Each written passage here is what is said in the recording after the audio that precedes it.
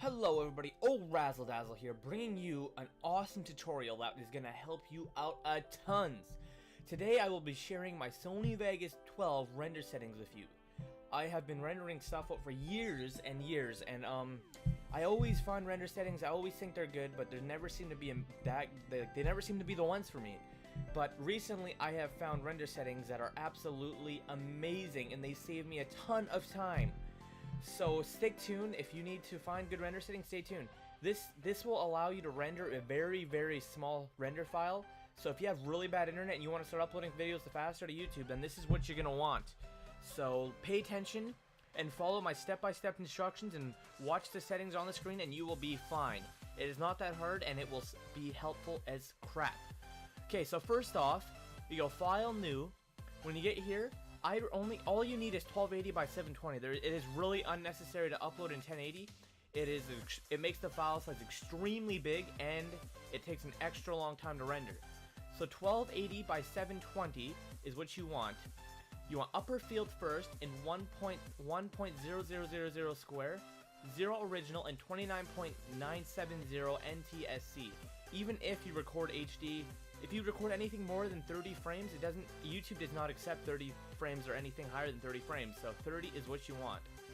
You want this 3D mode off, you want 8-bit pixel form, you want best resolution rendering quality, Gaussian motion blur, none for Dirichlet method, or whatever the hell that says, I don't even know what that says. And then audio, it's straightforward, just follow the on-screen. And that is pretty much all for this. You click OK. You want, also, before I go any farther, if you click start all new projects these settings, this will always be there. So make sure you save this and start all new projects these settings. That'll save you a ton of time.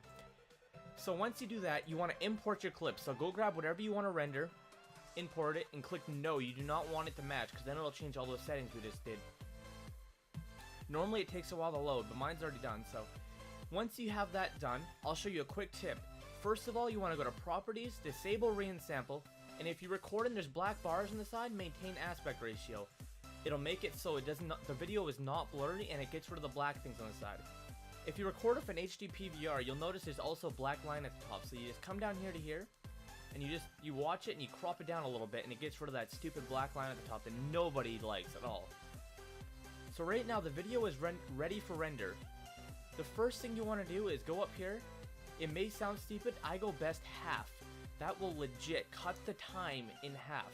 It saves you a lot of time.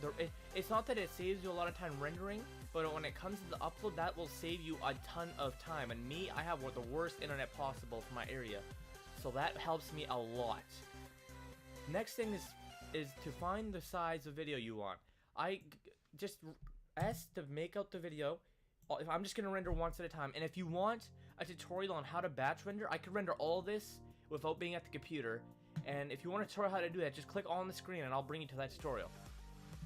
So once you have your file that you're going to render, you go up here to File, Render As, and then I named it Best Optimal Render, as you can tell.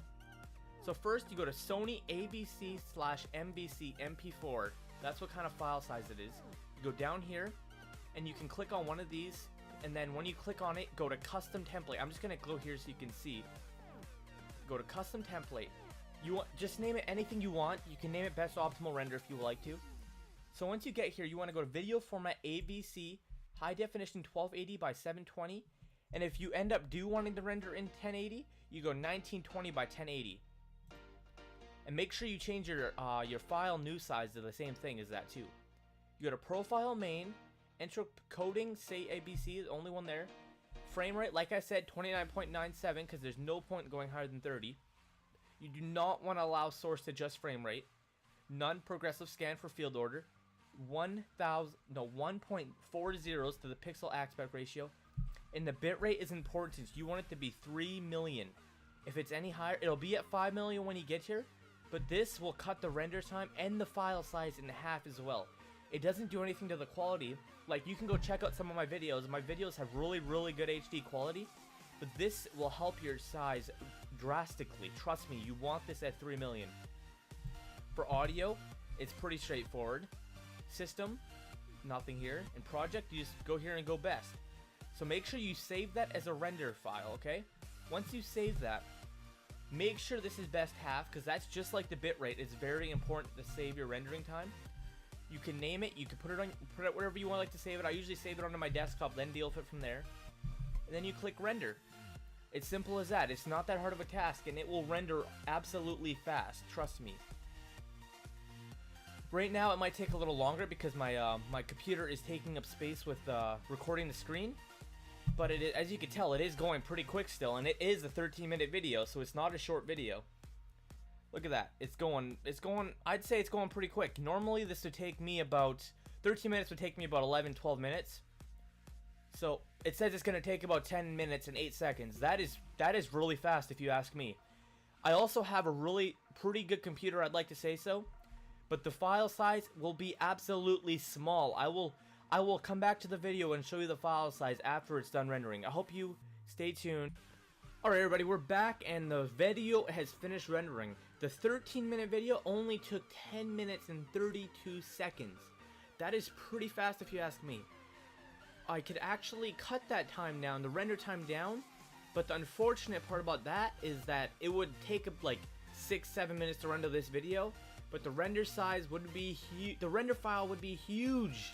Alright, sorry about that guys, but like I said, it only took about 10 minutes to render this 13-minute video. I could easily cut that time down to about 6-7 minutes if I wanted to, but the fact of the matter would be that the longer it takes a couple more minutes longer, but it makes the file size extremely smaller, and that's what really matters to me. It's 292 MB for 13 minutes. Normally that would be well over a gigabyte, and that would take, for me personally, a gigabyte would take me like 600 minutes to upload. But this 292 MB, that would take me about an hour, and I'll take an hour over 6 hours any single day for that extra couple minutes render. So I hope you guys enjoyed this.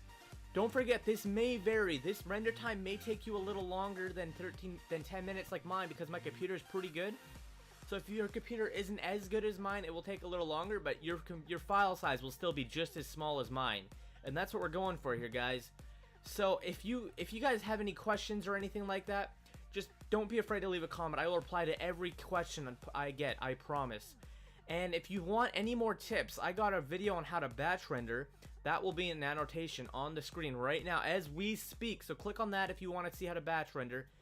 Or if you want to see how to speed up your Sony Vegas rendering, I got some tips on that too. Like to speed up your Sony Vegas in general, I got some tips for that. I hope you guys enjoyed. Don't forget to subscribe, don't forget to like, and don't forget to leave your opinions in the comments section below. And have a wonderful day, guys.